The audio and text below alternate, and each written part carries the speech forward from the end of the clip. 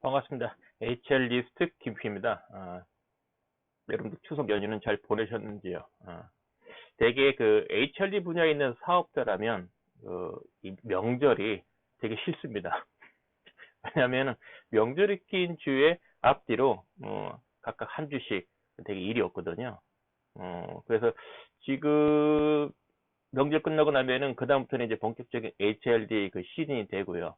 바쁠 거 생각이 듭니다. 물론 현직에 계시는 HRD 담당자, 직장인들도 이제 바쁠 겁니다. 연말까지 뭐 쉬는 거 있지 않습니까? 그죠? 자, 이제 9월이고요. 그리고 본격적인 그 하반기 그 시즌이기도 하고, 뭐, 나라는 정치 사회적으로 뭐 이슈가 많아서 바쁘지만은 HRD 담당자 입장에서 그리고 그 HRD 분야에서 종사하고 계시는 사업자들 또는 뭐 강사들 입장에서도 매우 바쁜 시기가 될 것 같습니다. 이쯤에서 여러분들에게 한번 그 같이 생각해 볼 주제가 이겁니다. 보통 어떤 일이든 특히 조직에서 1년 단위의 경영 활동을 할 때 그 1년 단위 경영을 할 때의 그 시작을 새로운 해의 경영 활동 시작을 언제로 생각할까요? 뭐 HRD 담당자라면 여러분의 일만 생각하시면 됩니다. 언제가 그 1년의 시작일까요? 1월 1일? 글쎄요.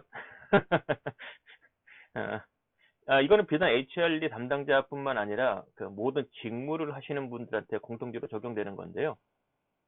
그 경영 활동의 1년의 시작은 그 캘린더상으로 1월 1일은 익년도에 대한 경영 활동의 시작이고요. 그게 되려면 사실은 충분한 분석과 분석을 통한 새로운 사업 계획이 확정이 돼야 되고요.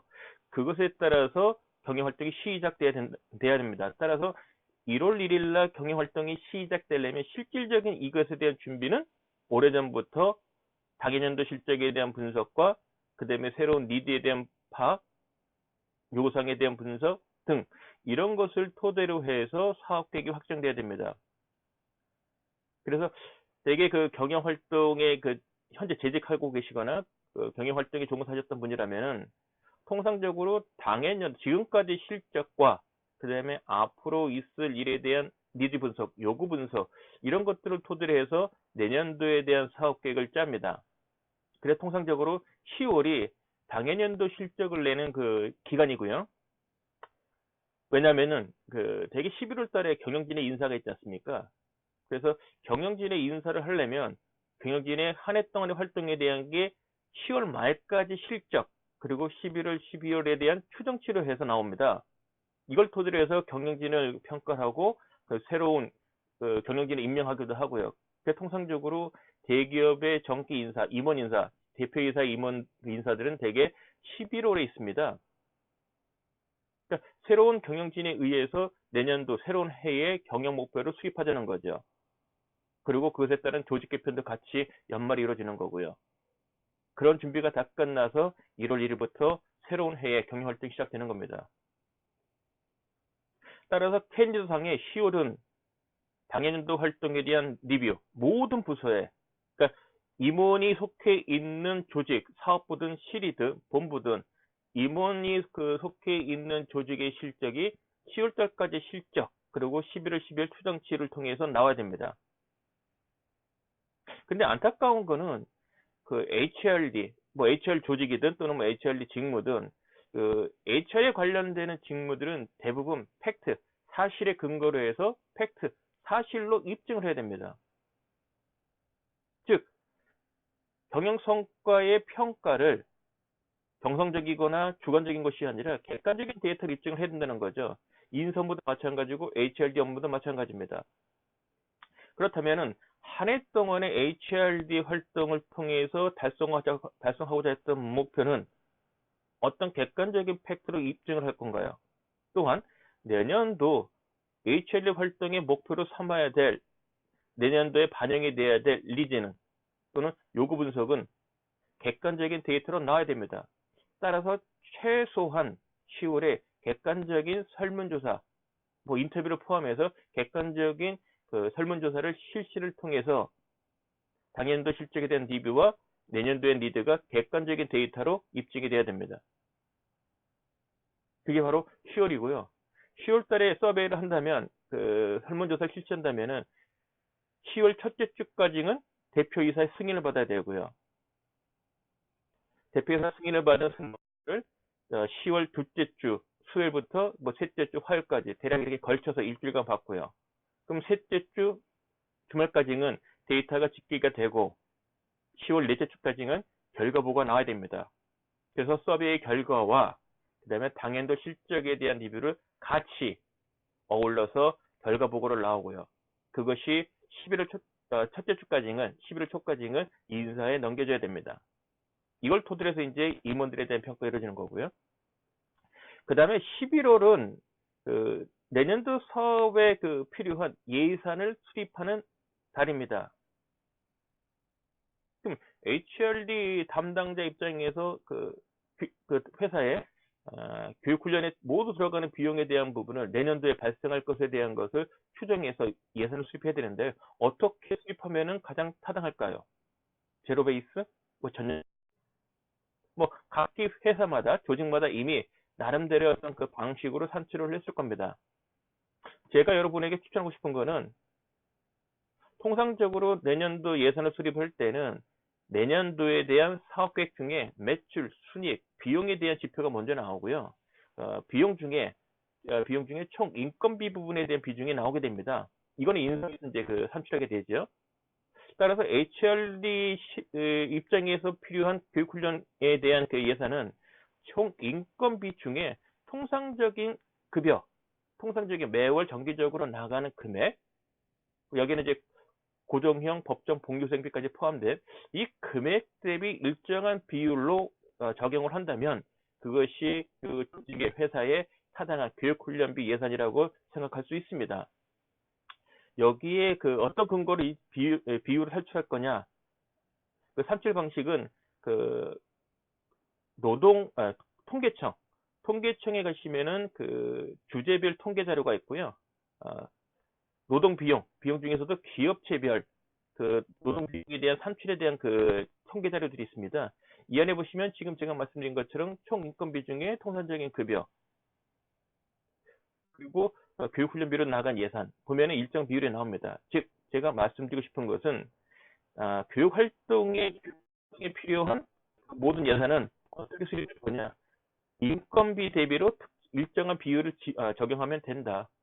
따라서 전년이나 올해나 특별한 이슈가 없다면 교육훈련에 필요한 예산은 큰 변동은 없겠지요. 하지만 당연히도 실적에 대한 분석 결과, 그렇던 서베이 결과, 니드 분석 또는 사건 사고들 등등을 토대로 해서 내년도에 해결해야 될 경영 이슈가 도출하게 됩니다. 한 10개 정도가 도출된다면 적어도 3, 4개는 인사와 관련되는 거고요. 그 중에 한두 개는 HRD 담당자 입장에서 수행해야 되는 이슈가 대부분입니다. 따라서 그렇게 추가되는 이슈에 대한 부분은 건 바이 건으로 별도 품위를 통해 가지고 예산을 받아야 되는데요.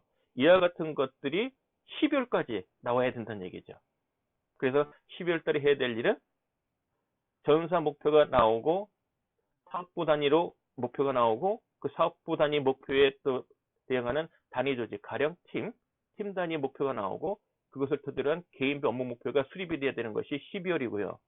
목표가 나왔다는 얘기는 구체적인 실행 계획에 대한 것도 이쯤에 나와야 된다는 얘기입니다. 만약에 여러분이 속해 있는 조직, 회사에서 KPI 제도가 도입되어 있다면 KPI 설정을 할 때 목표치, 평가 척도, 측정 방법뿐만 아니라 구체적으로 이와 같은 과제, 전략 목표 또는 전략 과제를 달성하기 위해서 무엇을 어떻게 할 것인가에 대한 개괄적인 계획이 이 시점에 같이 나와야 됩니다. 만약에 단위 부서의 KPI가 10개라면은 각각 해당하는 총 10개에 해당하는 실천 계획 부분이 12월에 나와야 된다는 얘기죠. 그래서 예산 수립을 할 때 내년도에 추가되는 경영 이슈에 관련되는 예산 부분은 KPI 수립에 따르는 실천 계획 수립을 할 때 비용 부분이 같이 산출이 되어 있기 때문에 내년도에 대한 실질적으로 수립해야 되는 예산 교육훈련비에 대한 예산도 이때 확정이 될 수 있는 거죠. 아무튼 내년도 새로운 한 해에 대한 경영활동을 수립을 할 때 실질적인 시작은 사실은 10월부터다. 10월에 당해년도 활동에 대한 리뷰와 내년도 활동에 대한 니즈를 파악하는 거고요. 11월에는 예산을 수립하고 12월 달에는 사업계획, 단위 조직의 목표, 개인 업무 목표가 정해지는 거고요. 그리고 그 각각의 목표에 대한 실천 방안, 실천 계획에 대한 윤곽이 12월에 나와야 되는 겁니다. 그것에 따라서 새로운 해 1월 1일부터 실행 계획이 진행되는 거고요. 이렇게 1년의 경영 활동이 새롭게 시작되는 겁니다. 이제 추석이 끝났는데요. 그 단위 조직, 뭐 공공이든 공기업이든 비영리든 또는 그 일반 기업이든 영리 기업이든 대개 그 제가 지금 말씀드린 것처럼 그런 일정으로 간다고 본다면 이런 질문에 여러분이 좀 답을 하셔야 됩니다. 과연 여러분이 속한 조직 회사에서는 10월 달에 당년도 실적에 대한 리뷰와 내년도 경영활동 수립에 필요한 리드 조사를 할 수 있는 여건이 마련되어 있는지, 없다면 그것을 무엇으로 어떻게 준비할 것인지를 지금부터 고민하셔야 됩니다.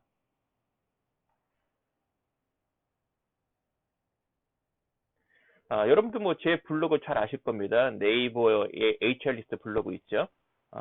이 블로그 보면은 2009년 11월부터 지금까지 그 약 2,000개 가까운 글이 좀 있는데요. 뭐 정확하게는 뭐 광고도 있지만 순수 글로 치면 한 1,000개 가까이 될 겁니다. 시즌으로 치면은 열해 10년 동안에 대한 글들이 이제 축적되어 있는 건데요. 지금 말씀드린 그와 같은 내용들이 이미 있으니까요. 뭐 교육계획 수립 또는 사업계획 수립, 연관 교육계획 수립 또는 뭐 설문조사, 교육 니즈 조사 뭐 등등 이와 같은 주제로 여러분이 검색을 하시면은 해당하는 글이 좀 있을 겁니다. 이걸 참고하시면 도움될 것 같고요. 잘 안 보이신다고요? 그러니까 네이버 가셔서 HR 리스트를 검색하시면 됩니다. 또는 여기 나와 있는 것처럼 그 여기 이렇게 안 나왔네. www.hrlist.com 치시면은 이 블로그가 뜨고요. 여기 안에 보시면 요 메뉴로 들어가면은 좌측 하단에 그 메뉴들이 있어요. 저는 이제 사업자니까 저에 대한 소개, 그 다음에 그 교육 안내서 어떤 과목을 교육하고 컨설팅을 하는지 지금 말씀드린 그 HRD 관련되는 일들도 지금 여기 안에 있고요. 더 자세한 내용들은 여기 보시면 메뉴가 크게 세 가지입니다. 교육 담당자, HRD 담당자를 위한 것과 강사를 위한 것, 그 다음에 퇴직자, 그러니까 퇴직 준비, 그리고 퇴직 이후에 어떻게 하면은 생존할 수 있는지, 특히 지식 콘텐츠로 1인 사업자로 활동하시는 분들을 위한 자료들이 이 안에 있고요. 여기는 뭐 사내 강사든 전문적인 강사든, 아니, 강의로서 활동하시고자 하는 분들을 위한 글들이고요. 이 안에는 HR 담당자 글들인데, 그 중에 여기 HRD 담당자를 위한 글 안에 보시면 이렇게 그 HRD 담당자 직무별로 관련되는 글들이 있습니다. 여기 뭐 제 글 모음들도 있고요. 그때 지금 말씀드린 것처럼 실무, 육성체계 수립, 교육계획 수립 등등도 이 안에 있습니다. 여기 있는 글들을 좀 참고하시면 도움이 될 거라 생각이 듭니다.